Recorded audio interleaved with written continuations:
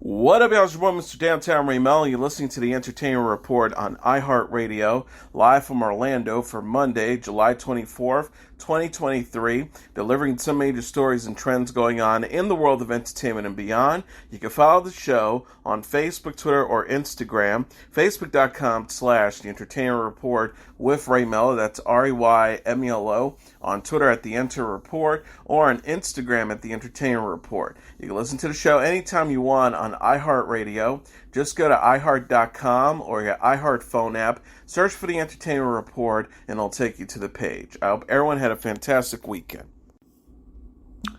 Universal Pictures released 3 new posters for The Exorcist Believer on Thursday. The film opens October 13th in theaters. The 3 posters show a young girl in the throes of a demonic possession, just like young Linda Blair in the original film. The Exorcist Believer marks Ellen Burstyn's return to the franchise. She reprises her role of Regan McNeil's mother, Chris. In Believer, the father of a possessed child seeks Chris' help with dealing with the demons. Leslie Odom Jr., Ann Dow, Lydia Jewett, Olivia Markham, Raphael Sbarge, Jennifer Nettles, and Akui Ekpewaskli also star. David Gordon Green directs and co-wrote with Peter Sattler. Like Green's Halloween sequels, Believer is produced by Blumhouse as a direct sequel to the 1973 original. Warner Brothers made 2 sequels to The Exorcist and 2 versions of a prequel, Rennie Harlin's Exorcist The Beginning and Paul Schrader's Dominion prequel to The Exorcist. An Exorcist television series lasted 2 seasons on Fox from 2016 to 2018. Morgan Creek produced The Exorcist 3, the 2 prequels, and TV series. They also co-produced Believer. Lionsgate released the poster for Expendables 4 on Friday. The poster says coming soon, but Lionsgate confirmed with UPI the film is still scheduled for release September 22nd. The poster lists the ensemble cast of the latest entry: Jason Statham, Sylvester Stallone, Megan Fox, 50 Cent, Dolph Lundgren, Tony Jaa, Iko Uwais, Randy Couture, and Andy Garcia. Fox, 50 Cent, Jaa, Uwais, and Garcia are new additions to the action legend franchise. Statham, Stallone, Lundgren, and Couture were all in 4. The posters follow the lead of the first 3, with the team of mercenaries lining up behind Barney Ross, played by Stallone. Lee Christmas, played by Statham, appears to take the lead on Expendables 4.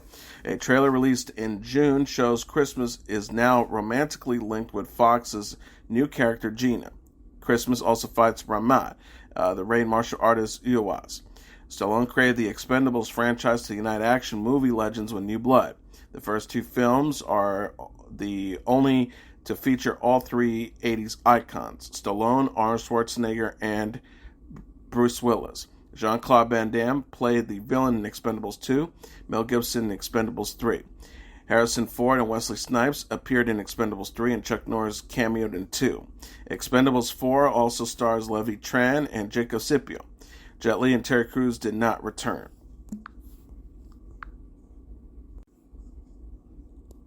Peacock announced the air dates for the Continental from the World of John Wick on Friday at the San Diego Comic-Con.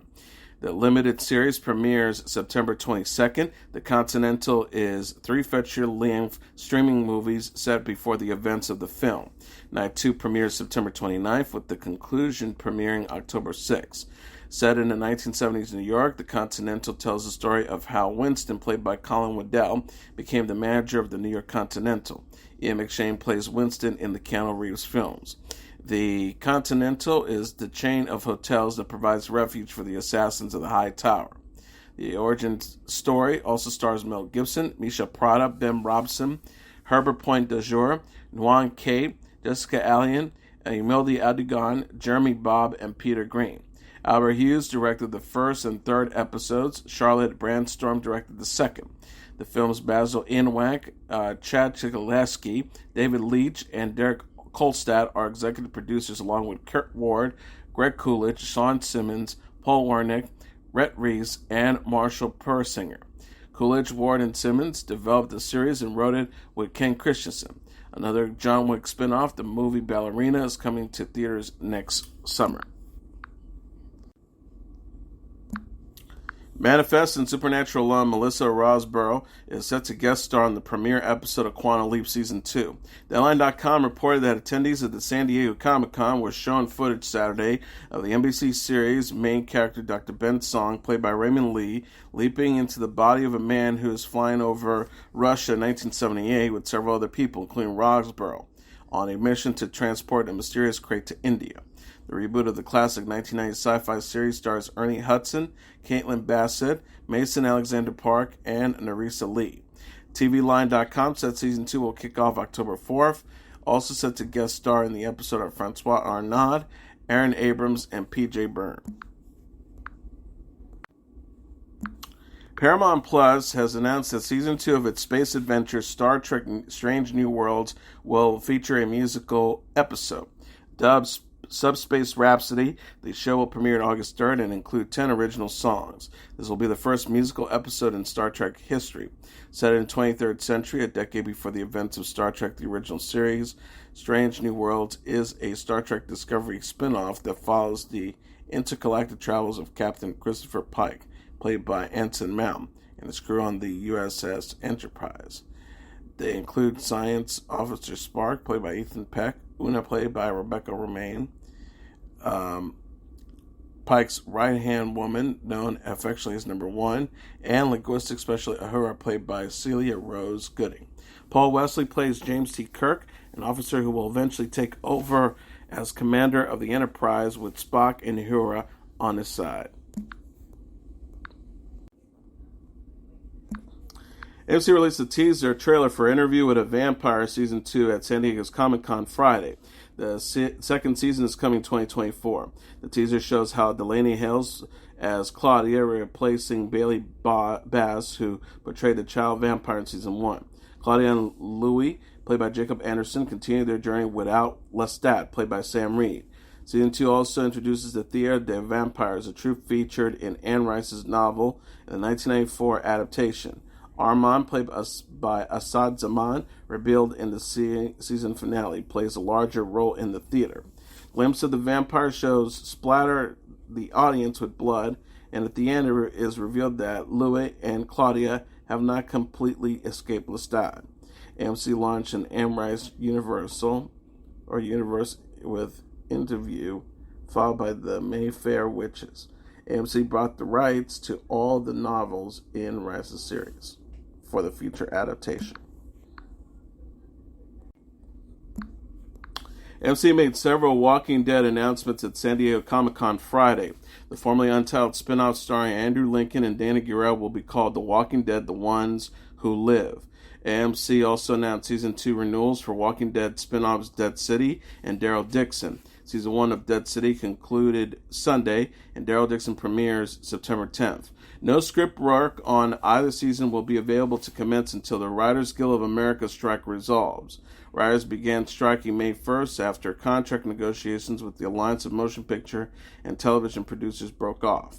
The cast of the show are unable to attend the Comic-Con panel because they are on strike with the Screen Actors Guild. Dead City star Lauren D. Morgan and Laura Cohen star as Negan and Maggie. They embark into a zombified New York City to rescue Maggie's son. Daryl Dixon features Norman Reedus reprising his role and finds Daryl in France with no memory of how he got there. Reedus starred in all 11 seasons of the Walking Dead. Morgan joined the show in Season 6. Cohen joined the show in Season 2 and left midway through Season 9 before returning late in Season 10. Lincoln starred as Rick Grimes from Seasons 1 through Episode 5 of Season 9, and he returned for the series finale. Gira joined in Season 3 and remained until Episode 13 of Season 10. She also returned for the radio.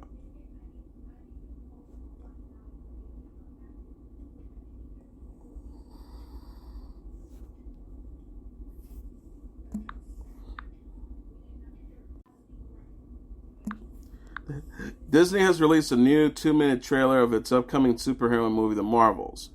The official synopsis accompanying Thursday's preview says Carol Danvers, aka Captain Marvel, has reclaimed her identity from the tyrannical Kree and taken revenge on the Supreme Intelligence. But unintended consequences see Carol shouldering the burden of a destabilized universe. When her duties sent her to an anomalous wormhole linked to a Kree revolutionary, her powers become entangled with that of New Jersey City's superfan Kamala Khan as Miss Marvel and Carol's estranged niece Sable, astronaut Captain Monica Rambeau. Together, this unlikely trio must team up and learn to work in the concert to save the universe as the Marvels. The video clip shows the three women becoming each other when they use their powers. Nia DaCosta directed the movie, which stars Brie Larson, Teyana Parrish, Iman Vellani, Sally Ashton, Gary Lewis, Park Seo-joon, Zenobia Shroff, Mohan Kapoor, Shah Shaikh, and Samuel L. Jackson. It is set for theatrical release November 10th.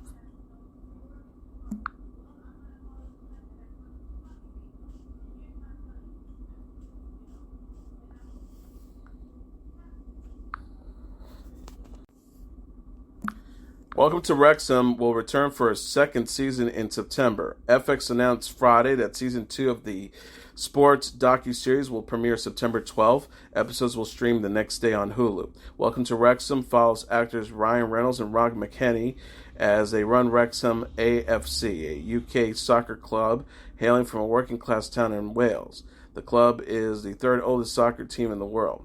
Season 2 will follow the Wrexham Red Dragons as they are promoted from the 5th tier in UK soccer. Welcome to Wrexham, originally premiered in August 2022, and is nominated for 6 Primetime Emmy Awards for its first season. Reynolds and McHaley said earlier this month, the story of Wrexham has resonated with millions of people because you don't have to be Welsh or a football fan to be moved by this town. And we're so grateful for today's 6 Emmy nominations.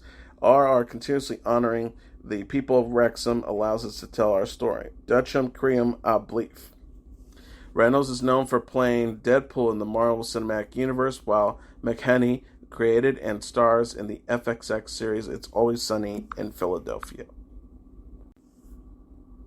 Oscar-winning actor Jamie Foxx posted a video on Instagram Friday night thanking his well-wishers for their support as he recovered from a medical complication he suffered in April. Fox wrote alongside the video, which had nearly 1 million likes by Saturday morning, "Thank you a billion to everyone. Been a long road, but all the prayers, great people, and God got me through it." This is the first official video of himself since falling ill. Fox is 55, has been keeping a low profile and released few details about his health status in recent months, only recently being spotted out in public. He did not divulge the nature of his medical condition crisis in the video, explaining he wanted to keep his recovery private. He says, "I went through something that I thought I would never ever go through. I just didn't want to see you. Didn't want you to see me like this. I want you to see me laughing, having a good time, partying, cracking a joke, doing a movie, a television show. I just didn't want you to see me with the tubes running out of my and trying to figure out if I was going to make it through." His movie, They Cloned Tyrone, was released recently on Netflix. A passage to report, Bill Getty, who co-created the daytime chat show The View with Barbara Walters, has died at the age of 68. Getty's family said in a statement Friday, "We are devastated to lose him, yet are grateful we had him in our lives. He was a big deal on television, but at home he was an even bigger than life husband and dad. He had a genuine love for television and entertainment. He would try everything and did it well. Screenwriting, recording podcasts, playing guitar, writing songs, and loved a wide range of music from country to jazz. His favorite band was the Beatles, and he never thought he would have the opportunity to meet one of his personal heroes, Paul McCartney, in person. But his dream came true. The question wasn't who did he meet, but rather who didn't meet him." He died Thursday of a heart-related issue at his home in California's Rancho Mirage. Texas native and Emmy winner worked on The View since its inception in 1997 until 2014. Joy Behar, longtime View co-host, says we're saddened by the sudden death of Bill Getty. As a producer, he kept us together. He was very loyal to his staff. Bill loved comedy and plenty of laughs, not to mention a good cigar. I'm forever grateful to him and Barbara for the opportunity to be on The View. R.I.P. View Master. For more than 25 years, Getty collaborated with Walters on ABC News projects, including her 10 most fascinating people in specials. Walters died in 2022 at the age of 93. Getty was also the executive producer of Tamron Hall from 2019 to 2020. Sam Smith released a new song for the Barbie movie. The 31-year-old singer-songwriter released the single Man I Am for the Barbie movie soundtrack, Barbie the Album, on Friday. In Man I Am, Smith sings from the perspective of Ken, the boyfriend and male counterpart of Barbie. He sings, "'Cause that's the man I am, baby treat me right, I'm free tonight, that's just the man I am, super sleazy, born to be easy, and all the papers say that there's no Ken without Barbie, but baby, there's no woman who could possibly stop me. That's just the man I am, super sleazy, sexy, freaky Ken tonight." Smith had announced the song earlier this month. He says, "I cannot begin to express how incredibly excited I am to be part of the soundtrack of this already iconic film. I was invited by the incredible I Am Mark Ronson and Greta Gerwig to write a song from the perspective of Ken from one of the scenes, and we honestly had so much fun with this. I cannot wait for you to hear what we've created together." Barbie the Album also features songs from Dua Lipa, Karol G, Lizzo, Charlie XCX, Haim, Nicki Minaj, Ice Spice, and other artists. Minaj and Ice Spice released Barbie World with Aqua in June. The Barbie movie is directed by Greta Gerwig and stars Margot Robbie and Ryan Gosling as Barbie and Ken. The film opened in theaters Friday. Smith released his third studio album, Gloria, in January, and a new song, Vulgar, with Madonna in June.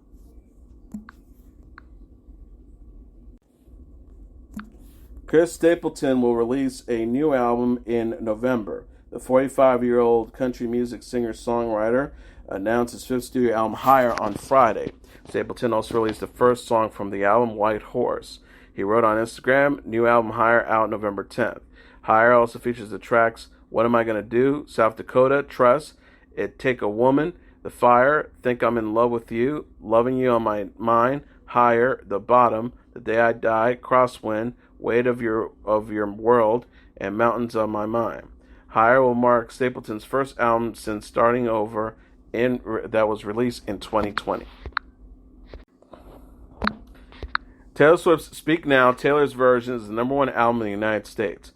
Coming in at number 2 on the Billboard 200 charts dated Saturday is Morgan Wallen's One Thing at a Time, followed by Lil Uzi Vert's Pink Tape at number 3, Peso Pluma's Genesis at number 4, and Swift's Midnights at number 5. Running up the top tier are Wallen's Dangerous, the double album, number 6, Swift's Lover at number 7, SZA's SOS at number 8, Gunna's A Gift and a Curse at number 9, and Taylor Swift's Folklore at number 10. And finally, the live-action candy-colored caper Barbie is the number one movie in North America, earning $155 million in receipts this weekend, Box Office Mojo announced on Sunday. Coming in number 2 is Oppenheimer with $80.5 million, followed by Sounds of Freedom at number 3 with $20 million, Mission Impossible Dead Reckoning Part 1 at number 4 with $20 million, and Indiana Jones and the Dial of Destiny number 5 with $19.5 million. Running up the top tier, Insidious, The Red Door, number 6 with $6.5 million. Elemental, number 7 with $5.8 million. Spider-Man Across the Spider-Verse at number 8 with $2.8 million. Transformers Rise of the Beast at number 9 with $1.1 million. And No Hard Feelings at number 10 with $1.08 million. Deadline.com says that this is the first time in Hollywood history that two movies have secured the number 1 and 2 slots with more than $100 million and more than $50 million, respectively, in the United States and Canada. The 1-2 blockbuster phenomenon has been dubbed Barbenheimer by the media since so many moviegoers went to see both films this weekend. Barbie also had the year's largest domestic opening weekend after the Super Mario Brothers racked up $146.4 million in receipts in its first 3 days. And that was the Entertainment Report for Monday, July 24th, 2023. I'm your host, Mr. Downtown Ray Melo. I'll be back tomorrow to deliver some major stories and trends going on in the world of entertainment and beyond. You can follow the show on Facebook, Twitter, or Instagram. Facebook.com/The Entertainment Report with Ray Melo. That's RAYMELO. On Twitter at The Enter Report, or on Instagram at The Entertainment Report. You listen to this episode or any previous episodes of The Entertainment Report anytime you want on iHeartRadio. Just go to iHeart.com or your iHeart phone app, search for The Entertainment Report, and it'll take you to the page. Good night, and God bless you all.